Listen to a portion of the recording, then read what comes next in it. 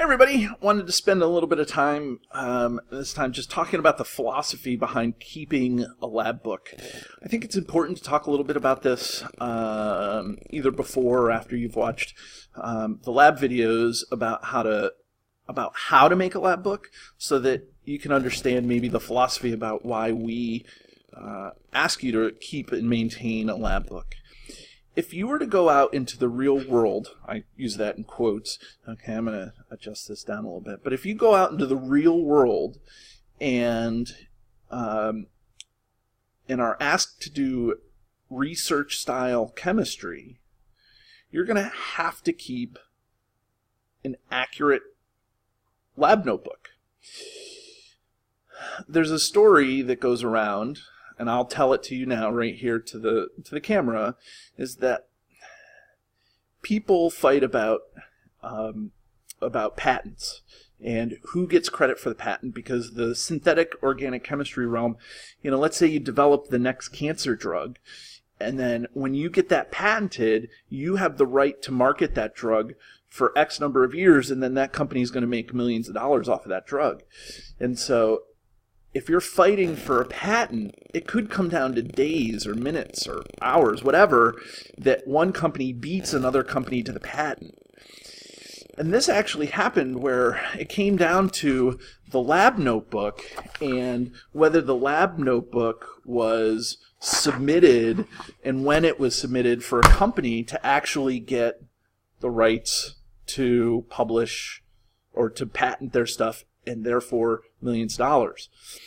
The other thing is, in terms of philosophy, and maybe this relates to the technique grade, maybe not, I don't know, but when you have a lab book, the thing to also keep in mind is you want to maintain the integrity of the lab book.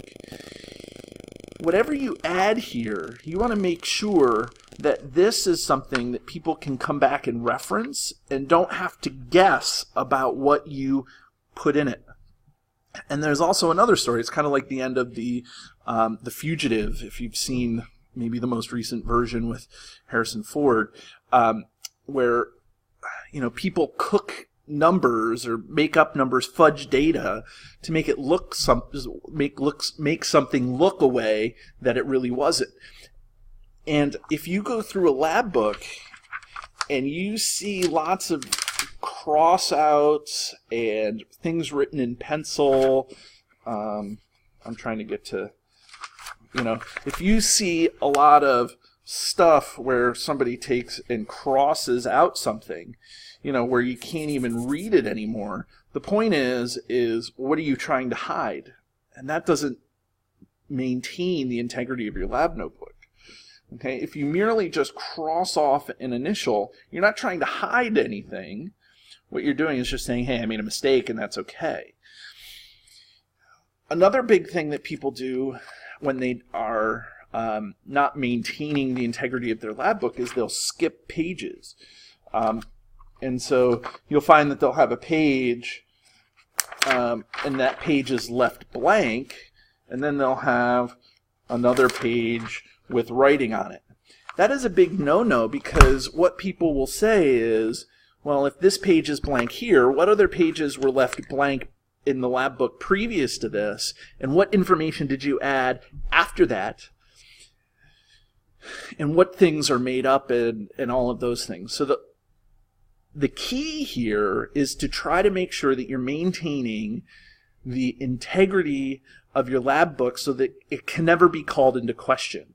And so you do that by making sure that you maintain accurate records. And all of these steps that go into the pre-lab and the post-lab are in essence a way to try to keep your lab book from having any professional questions drawn to it.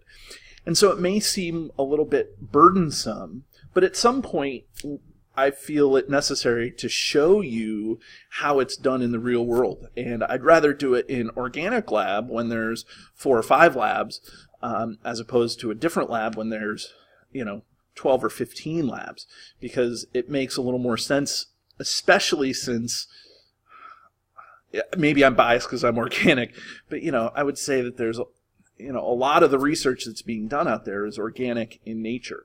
Okay, so you want to make sure that your research notebook is beyond reproach in terms of the way it's maintained.